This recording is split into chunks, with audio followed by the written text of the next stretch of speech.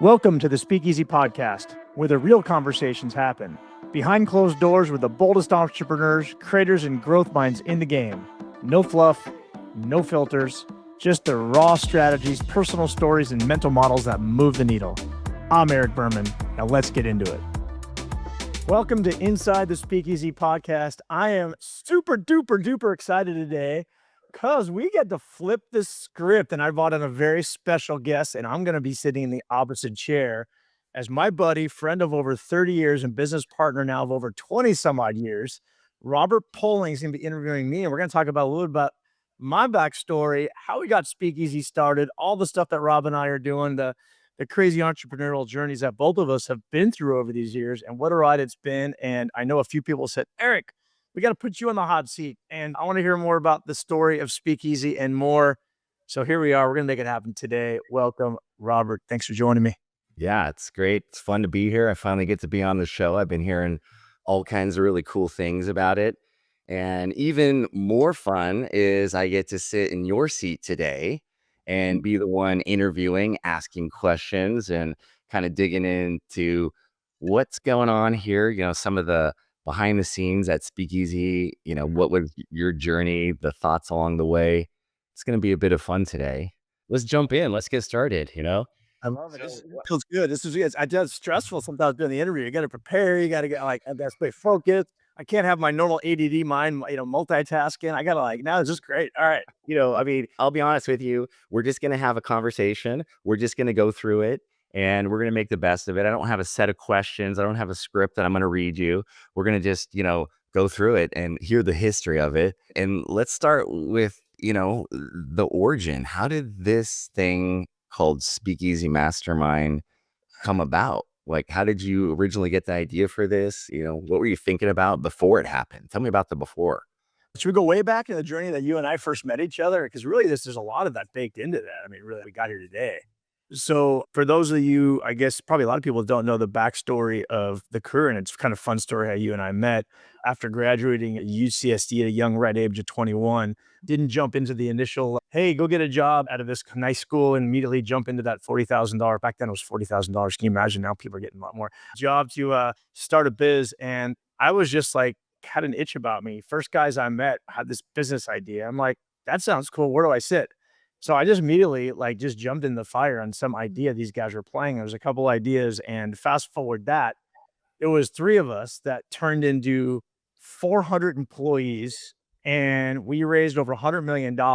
And I was essentially the COO of a company, which was the original first social media company before there was MySpace and Facebook and everything else. And here I am in my 20s going out there and discovering I love to build things and I'm an entrepreneur. And I didn't really realize that until you look back on life. And along the way, of course, that's where you and I first met. You came on as one of our senior stud developers building out some cool stuff and some cool tech. And we went on that ride there together. And unfortunately, that didn't end well, that ride, because I thought I was going to be retired at 28 years old. We had filed to go public. Yeah, I know you were looking at your shares. I was looking at my shares, and things were feeling pretty good at that point. That was the days of, God, I hate to date myself, Rob, but those are the days of sleeping in mattresses in offices, working. I mean, literally, it was in a bubble 7 days a week. I didn't have a life. And this was when I was 28. The first market crash of the year 2000 hit, and we were 2 months from going public. In fact, I remember we taking our first vacation in 5 years, me and a couple of the other executives, and we saw the market crash while we were in a very rainy day in Playa del Carmen. And the vacation got cut short. We had a $10 million bridge to take us to the IPO, and that money dried up. And that was when I went from thinking all this hard work was going to pay off. And, first lesson of, wow, you can work your ass off and you always look for what could go wrong in business. None of us expected market conditions changing like that so fast, where everything we had built up, we just pretty much lost. And that was a really tough time, having gone through that. I think of it, my recollection of it is there was something that important happened at that time too, which is, at one point it was just enough to have eyeballs, right? And we had lots of eyeballs. At any moment in time, we had 50, 60, 75,000 people on the site at all time participating. We were the number one site in the college demographic, and we were the 40th site on the entire internet back in that day. That was huge. But people would say, Yeah, don't even worry about making the money. If you have the eyeballs, the money's going to follow. And Mhm. there is a little bit of truth to it, but I think that crash, that kind of dot-com bubble crash happened because, the people that knew a little bit about business were saying, well, how are you guys actually going to make money? You know, That's right. what- That's right. The VCs are just spend market share, get eyeballs, and then all of a sudden market crashes. They were nowhere to be found when it came to okay, where's that money you want to bridge this to? So that was a very, very interesting time. And I always tell people, I mean, I think part of your first question about speakeasy, you and I both have it. And I know you went on a little bit of an entrepreneurial journey after that. And then we came back together. And there's a fire in our bellies, both of us, that we've been so close to that hit. And I always say that as hard as that was, it's easier to lose money that you actually have in the bank than money you don't have. All the money was on paper. I was living off of ramen for years and, low rent and all that kind of stuff just to get to that point. So it wasn't like I had all this, millions of dollars pulled out of my bank account, and you can't take away the experience that you had. I'm still 28 and this is over. And I'm like, okay, let's go pick yourself back up onto the next journey, despite thinking that you were done. But the education and the confidence and the learning I got along the way was certainly powerful. And I think, as we develop and where we're at now, it's like, yeah, we want to still build something huge that has impact. And that was one of the things I go back to when we were on the name of the company College Club, when we were building that. It was all about making huge impact. And, I love doing stuff like that. And I'll share a story later as we'll get into it. One of the biggest things that I love to see in stuff we build. But after that, I kind of picked myself back up. You went on and built some really cool tech and projects out there. And I went out there and was doing some consulting and met a family, somebody who was called me and said, "Hey, you know a lot about this internet thing." This is back in 2021.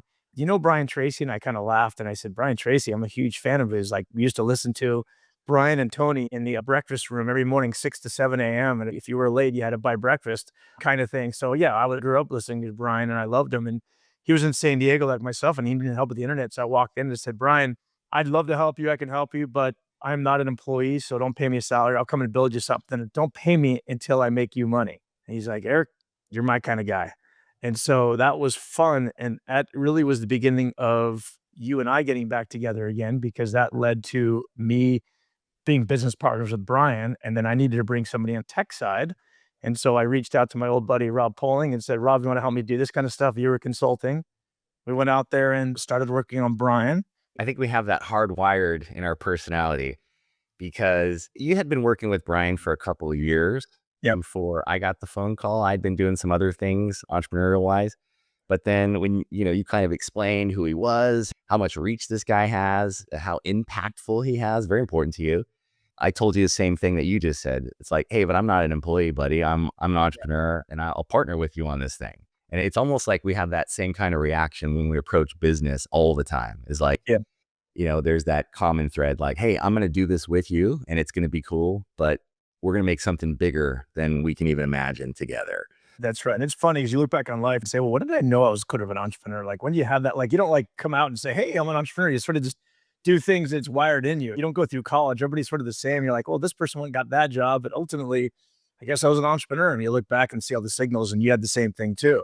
It's just that's how we were wired. And, I mean, going back to that story, you and I remember we started getting approached by a lot of other thought leaders out there and said, "Hey, what you do for Brian, can you do for me?" And that ultimately became the beginning of, I remember what I called the 2-year conversation. Remember that? The 2-year conversation, how we were gonna tell Brian that we no longer wanted to have a monogamous relationship with him anymore, and that we still loved him and he'd always take care of him, but we wanted to start working with other clients too to sort of have a much bigger pie.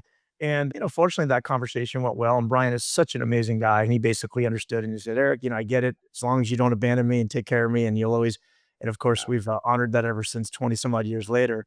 And so we went off into Brandetize. I mean, you and I have been running this full service marketing agency for experts and gurus for a while. And I would say, gosh, I mean, you and I started getting, I don't know if the exact dates, but I think you started more or less in 2000 with Brian, maybe. Brian was 2001, February 2001. And then you and I incorporated in 2014, I believe, or We 2015. got Brandon. together on the Brian thing. I think it was about 2005. And then Mhm. we were doing it for several years. And then we started getting those calls. Hey, can you Right. do this for me? Yep. What you're doing for Brian is awesome. I'd love it. And it was the same kind of thing. We said, we don't want to do it for you. If we're going to do it, we'll do it with you because we're entrepreneurs. Again, it's that thing like, we'll do it with you. We're entrepreneurs. we'll do it together. Yep. How's that sound? Yep. Yeah. So I think that was what, 2008 when we started acting as if we were an agency. 2008, and then we finally officially we dabbled, but I think went all in on the mid Yeah. 2014-ish, 2015-ish, and then fast forwarding there. I mean, you and I are running, and I mean, we could talk a whole episode on life as an agency owner, but I don't want to get into that too much today. Let's just sum it by saying it's been a freaking lot of ups and downs. I mean, you and I have had quite a battle, shifting, changing directions, and then really, I think bridging this over to Speakeasy. I mean, really over the last few years, we're just like, what's our exit out of this? Like, I feel like when you run an agency, there's a couple paths. You either just run this passive income business and go as long as you can until you burn out, or you have to get over, like, I think in our life, it's at least 10 million, 10 to 12 million, and then you could sell or roll up with others. And, I think we peaked 7 million and started losing the luster and getting too many gray hairs and saying, what's next? It's been a journey. I think it's more like a calling or a feeling that you have is like, okay, this is fine. We started this business and it's, very successful and, we're growing and we're doing our thing. But deep down inside, we're entrepreneurs and we're being called to something else. And I remember in the middle of us doing this thing, you were telling me, hey, I have this other idea for this thing. I feel like there's this entrepreneurial spirit. I want to connect with more of those people. Yeah. Right. So can you tell me about like the very early days where you started to feel like, oh, I want to connect to more entrepreneurs and, Yeah. see what they're doing. What are they talking about? What are they experiencing? Well, I'll say a couple things to that. One is, and this is really the seeding of Speakeasy in a second, but I think I feeling a little bit like running the agency. I've almost a slight misalignment. And as you think through your gut and you think about the area of genius, I feel like I had confidence to run a business, any business. It just so happened we we're running a marketing agency, but like my strength, where I'm great at, yeah, I could get business development and meeting people and networking, connecting and bringing in clients, but doing the things and doing the roll up your sleeves marketing stuff, I was a good generalist, but I was never like amazing at it. What I was good at is like, you know, community building. Like in hindsight, like I was really good at finding the people and networking and bringing these people and connecting the dots. And going all the way back to working with Brian, one of my closest friends, John Assaraf, who was another guru in the town of San Diego, said, "Hey, Eric, I know you're Brian's partner. Why don't we get together and mastermind and share ideas and, what's working and like come to the table and let's just not worry about like, stealing ideas. Let's get that out of the way. And we're all here to sort of level each other up. And the answer to each other is always going to be yes. Like whatever you need, yes. And let's go bring in Darren Hardy, who was running Success Magazine, and Mike Koenig is another legend of marketing down in San Diego, and a couple other people. And let's get together." And I think secretly, John knew that I was more the organized entrepreneur and that like, he's like, "Eric's really on top of stuff and he'll help kind of get these things going." John's always one step ahead there. I love John. So that became a dinner group where we started masterminding and we brought incredible people together to share what was working in business, what was working for Brian and what was working for other clients. And ultimately, Rob, that was the beginning. That was the seeding of what this dinner group was. It wasn't named yet. It was just, hey, we called it the San Diego Mastermind Group. And then we started bringing other people and other guests. And sure enough, when I say other people, these are big name people that are getting paid like 10, 20, $30,000 to be on stages and for time. And, people are, for their consulting, yet they're all showing up to dinner. I had a little bit of an imposter syndrome, in fact, for a while. I'm sitting there bringing all these gurus together. And to me, I'm like, I guess the value I'm playing here is I'm organizing them. Like, I'm not like the guy on stage. I'm not like the guy, like the Mike Koenig's marketing legend, but they all sort of loved the role I was playing. And they're like, "No, Eric, you're bringing great ideas too." And I think it built up my confidence even as I started building it. But I also learned for the first time Mhm. the power of just being able to assemble and organize and connect incredible people and building community, which is something I was so good at. And to others, I learned in hindsight, that's a skill that to me felt so easy, but for others, it was difficult. And I never understood that until I matured a little bit, years later, that truly organizing and connecting and building community is something that's magical for others. And that was the seeding Well, of Speakeasy. yeah. Yeah. Thanks for going over that. So that was your secret sauce that you were bringing to it. I'm super curious. All these guys, big time guys, successful businesses, what were they getting out of that in the early days? Like, what were they feeling when they came there? Yeah. I think looking back, it was the feeling of Just there's a little bit of there's the loneliness, there's the, hey, we're all out there running around our businesses. And, you know, I don't, when I say lonely, it's not like they're lonely, don't have friends. It's what I call entrepreneurial loneliness, meaning when you're running their companies, it's not like your employees are gonna tell you at a high level. Sometimes and some good employees will, but sometimes it's like, I don't have enough people to tell me where I might be going wrong. Or somebody else who is very future focused, that's like, can look ahead in the crystal ball to some degree and say, "Hey, here's where the marketing trends are going. Here's where you need to be." Like other high level thinkers, I think they really love the fact that they're surrounded by people to help them think, to push them as well, more than an employee would, to call out their bullshit. If they had bullshit, it's nice to have people that you trust that will call you out, that'll hold you accountable if you're going to say something. And it's, think of it, it's almost like a secret, it became almost like a secret board of advisors to some degree too, where you're getting a bunch of information and you're getting this close group that you can ask questions to. And there was something magical about that. There's a little bit of a FOMO, like, oh my God, if I didn't show up, or what was I going to miss out on? So that really kept people to stick around. And I think there was something also about just getting out of your environment and having that commitment once a month just to get out of that office or house to say, "Hey, I'm gonna get there and break bread with some people that are becoming friends and have permission to talk business." I mean, you think how many times do we go out with our friends and for dinners and it's just like, "Oh, should we talk about business now?" Or maybe like I want to break from business. I feel awkward, bringing it up because maybe they're tired, or and I can't hear because the waiter's constantly interrupting us and people are across the table and I'm talking to the people, two people, that's it. So there's a lot of these little things that started coming into play. It's funny when you talk about that permission to speak business, because I feel that too. Like you said, you're at a dinner party. I can't just start talking to people about what we're doing. Oh, we're setting up this remote teledermatology business, and we got these influencers, and we're working with this guy. You almost sound like you're bragging, or you sound like you're boasting. And I'm just talking about business. And then, if I want to go deep, I start to think like, hey, what would you do in this? And then I realize as the words are coming out, well, you've never run a business before and you've never done this thing before. I don't really know that you can add to this. I don't know how good this information is that I'm going to get. So that whole I know the idea, the thing that you just said is permission to speak business. Is that kind of really what you think is at its core? Is that important? What do you think about that? I mean, I think that's one of many things. I mean, just knowing and feeling confident that you could really say anything and be vulnerable too to this group. I mean, I've had times where I've had people go out there that are like, "I'm going to ask for help," and I've never asked for. This is the only group I feel safe asking for help on. Yeah. And because I couldn't ask my team for help here, but like, hey, we're really struggling. Money's been off. Anybody having ideas of something that can really help us right now? Because, I'm worried about, maybe I'm worried about payroll, or I'm worried about like I may have to do some layoffs. Like, where can you have those conversations? And so I think getting into that world, and one thing else about Speakeasy is also the kind of people we are. It's not just an entrepreneur to entrepreneur. I think we were a lot more relatable, which is the big in hindsight, the big thing that I also think makes us different from other types of groups out there too, that makes it we can relate more relatable to each other. Yeah. I mean, I think about the very early days of us getting together with Asraf and Koenigs and Darren Hardy, like those people that you were talking about. Sometimes, occasionally, every once in a while, we'd bring all our teams in. Right. Yeah. And I would be a part of that because normally, you were off doing the dinner things with these guys once a month. And then every quarter or so, we'd bring the whole team together. I'd be in the room and I couldn't believe these guys are just like, here you go. This is exactly what we're doing. Here's our game book for stuff, and they're just sharing. Oh, don't do this, do this. Here's a tip. Here's a trick. Here's something cool. And I realized it was something bigger. And I think the word is, abundance. These guys knew it didn't matter. I can give you so much because Yep. there's so much more. Here's a small piece that I can give you right now.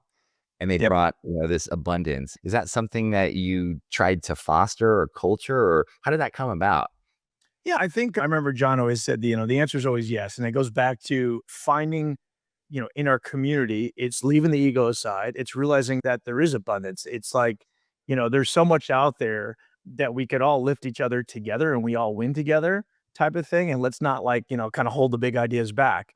The reality is everybody still has to execute on these ideas. And if you're out there to share and you're giving away a big tip, it's wow, well, cool. I received now I can get, and it just gets this flow of constant giving and receiving and helping each other out. And it's important, we're building a community where, we also are trying to craft people that are all at a fairly decent high level, a little bit more marketing centric, marketing driven entrepreneurs that are still in the weeds tactically building their companies, and they could share what's working or what's not working. And when you're in a room, we don't necessarily want people that are here, hey, I'm just here to learn the latest strategies and I'll pay, all this money to be in this mastermind group and just be a fly on the wall. Like, no, we want people that are to give and receive. And I think conversely, there's been times where like, hey, let's bring this person. They built this, bajillion-dollar company. Let's bring them by. And I'm like, they're nice to tell a story of, how they made it. And I'm not saying that wouldn't be a great story to hear and that'd be awesome for a meeting, but are they really going to be able to contribute when they're at such a high level out of the weeds of business now? We don't want those people either. Like, we want the people that are still grinding in business. And as you said, Rob, they're like, oh, the book's open. They're open hearted, open, sharing, and they have abundance. Let's all build together. Yeah, if you think about it, you have these great people, you have the events, you have people working together, you strip it all away, right? What really is the essence? What's the soul of Speakeasy? Gosh, the soul of Speakeasy is, man, I just think it's people are there with a big heart, not the ego, and they really care. I mean, it's like you're having an extra family and it's just access. We're all going to give access to each other. We're going to say, well, let me go out of my way to help you out. It's almost like a race to figuring out, like, how can I support this person? And so when everybody's collectively there to say, like, let's push each other forward, I'm going to give you open access to my Rolodex, to my ideas, and I'm going to be there to share for you. And, if you need me, I'm here for you. It's a lot of that where it's magical to find that. Yeah, that's definitely a feeling that I get when I'm in the room. It just feels like everyone will drop everything to help you succeed, right? To help you grow, to help you get past your problem, whatever it is, whatever you're working on. Yep. I like to do this with the clients a lot of times. And I say, okay, that's the story, right? That's part of the origin story, although a brief one. That's part of the essence. It still has the word mastermind on it, right? Speakeasy Mastermind. So what's the misconception that the world has about masterminds that, is there even one that the world has about masterminds that you'd want to change? What do you think is different about Speakeasy? How would you want to tell the story different about masterminds? People are walking around with I don't want to go there. It's just a bunch of people that, they get up on stage and they speak. I don't want to speak to anybody. What is this mastermind group? I'm afraid. So what are the misconceptions people have about mastermind groups? I think it just depends because people have different experiences, different masterminds. I think some people feel like, oh, I'm going to walk in and it's going to be an energy suck. Like, oh, they're just going to come in and ask me for all of my ideas and there's going to be nothing I get back in return. Or it's just going to feel like a little bit icky or weird, or I don't want to name groups, but there's, groups out there that it's all based on, okay, very transactional as far as like, okay, you walk in the door and what do you have for me? Like, do you have a referral for me? And, more of that. So I think, there's stuff out there. And I think there's also masterminds where you've been around groups and you're just like, okay, I can't relate to what they're talking about. It's so out of the world and that I'm playing in that these are cool ideas, but like, I'm going to yawn and go sit in the corner and start focusing on something else because they're talking about something that has nothing to do in the world I'm playing with. Or they're going to be some weird exercises that I got to sit around and do that are just like, I don't know. I just want to I want to walk in. I just want to just fire hose me with like value, what's working, what's not working. Let's present, let's learn a new topic. Let's like support each other. Like, let's just get in there and just grind quickly and just walk away saying, woo, I just got fire hosed. And like every time I walk in the door, I walk away with at least, a minimum 3, 4 new things I want to go look up or follow up with. The problem I walked in with got solved like that day. Like that's a mastermind to me. And that's definitely how I feel when I'm at any one of these events. It's just, you're just drinking from the fire hose of abundance and problem solving and generosity and people lifting you up. So to what end, if someone joins Speakeasy and they're fully invested, they're showing up every month and they're participating, what is their journey going to look like? What is their transformation going to look like 12 months from now? What's going to happen to them? Yeah. If they come in, I think they're just going to walk away feeling like I said earlier, like, wow, they actually have a family. They have somebody they could rely on. I was thinking about this the other day. I was thinking about some messaging and a lot of us at the stages, at least the kind of entrepreneurs we're attracting, we're typically, I would say, million to 30 million plus, revenue. We're, not at the point where people are like, okay, we're $100 million companies with a full board of directors. We raised $100 million. So ultimately my point is a lot of us don't have a true board of directors, board of advisors at the level where you can, and I say a friendly board of advisors. You and I have dealt with companies where there's board of directors, and damn, it's not like you want to go see the board of directors. That's like a negative experience oftentimes. This is like your friendly group of board of advisors that you're getting. And if you never had one and ones that are on your side, it's really cool because they're there to say, hey, what about this? What about that? Let's advise you along the way. Let's be there to support you. So I think this feeling of, oh my, I have a family of people that actually genuinely care about me. They generally are concerned for my wealth, my health, my well being, my company, and I know I could rely on them. That's special. Wow. Wow. Is there any way that, you personally measure the success of Speakeasy? Is there like a scoreboard that really matters to you, Eric? Well, I'm playing different hats. I would say, me as, slash hat owner of, let's say, the companies you and I run, I do it when I say when I walk away, it's just a simple ROI meter. Like I'm so busy doing stuff.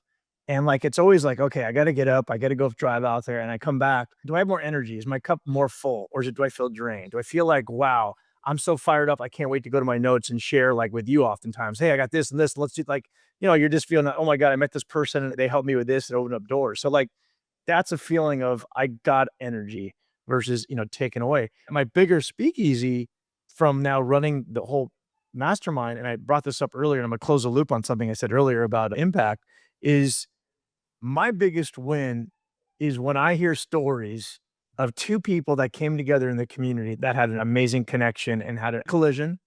They met, and next thing you know, they're doing business together. They got a referral together. They both lifted up because of an experience they had in the community.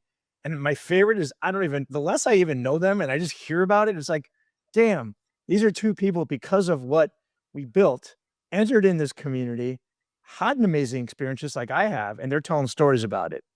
And they're like just out there doing things. That's when I know we're winning, is when you hear more and more impactful stories of success that's happening. And I'm starting to get more and more of those. And that's what gets me fired up every day to hear, oh my God, somebody connected from Austin to Boca. They never would have met if it wasn't for Speakeasy. And now they're doing business together.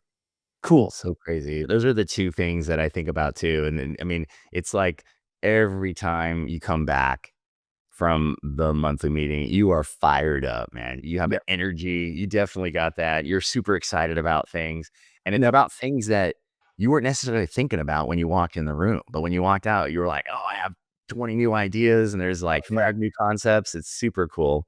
That's an awesome one. The other one is I can't think of how I've lost count of how many times that connection has happened, Yep. right? Where somebody walks in the room, it's almost like the Reese's Pieces, chocolate and peanut butter just get next to each other, and it's like something magical just happened. I just interviewed Ryan Berman, no relation. And I love the word he uses. He says collisions. He's like, I think of it just a bunch of collisions are happening. And he's like, I don't even know what to expect. I walk in like chocolate and peanut butter, like you said, or just something happens. He's like, I don't necessarily walk in even with a need. And I walk out like, damn, something happened. And now, it's exciting. All right, so let's do another question that I love doing with our clients and say, let's look into the future, right? Let's go 10 years from now and we're looking back at the impact that Speakeasy had on the business world and the impact that it had on all of our members personally, right? What is that impact that happened? What do you see, Eric? So if I go into 10 years and you say, I mean, for me, I would see that, I mean, this is going to continue to be a global organization, phenom, whatever you say. And I think the impact it's going to have is just the feeling that I have a true home of our avatar entrepreneur that we have, where it's starting to happen now, but like anywhere I travel around the world, I have a family that I could go see. Like I'm going to want to reach out and say, hey, I'm going to be in Portugal for business. I'd love to grab coffee or a drink with somebody who's a speakeasy member and catch up and see how we can connect. Or just anybody needs help with something, they know they have a place to go that people are excited to kind of to collaborate, to give feedback on. I mean, that's where this is going, is a true home, the knowledge base, the information that's on there. It's just like, damn, everything I need is going to be in here. And, one thing I really try to hone in on is just listening, observing, and watching the entrepreneurs and hearing like what the needs are. And, my natural sort of visionary tendencies to say, like, what's not efficient? Let's make more efficient. Let's provide tools to make everybody's jobs easier. Like, that's the kind of stuff I see happening more and more so as we grow this out. That's great. That's great. A true home for entrepreneurs all over the world. Yep. Speakeasy. Yep. Awesome. Cool. All right. Well, I think that's great for today, right? You've been a great guest, Eric, to the show. Oh, thank you. Thank you. I really love hearing the stories about how it went and what you were thinking about at each step. Yeah. Hopefully I'll have you on the show again sometime soon. Yeah, you're welcome back. We're going to flip the script next time. We'll get you on. I'll interview you and we could talk about some other crazy stories. But yeah, no, I mean, appreciate the interview. And again, for those that are hearing about Speakeasy for the first time, love you to come check it out and, join a city nearby or join our global community where we have our nomads hanging out and still connecting. And yeah, are one of our big annual events. And more importantly, just I love to hear from everybody. Like, what are their ideas? I'm trying to meet as many people as possible to see how they can connect them and support them. And I think what we're building is magical and I'm excited for things to come. So thanks for listening today. It's been fun, Eric. It's been fun. And that's a wrap from the Speakeasy podcast. If something sparked for you, don't keep it to yourself. Share it, review it, and pass it to the one person who needs to hear this right now. Want in on the real mastermind? Tap the link in the show notes to apply.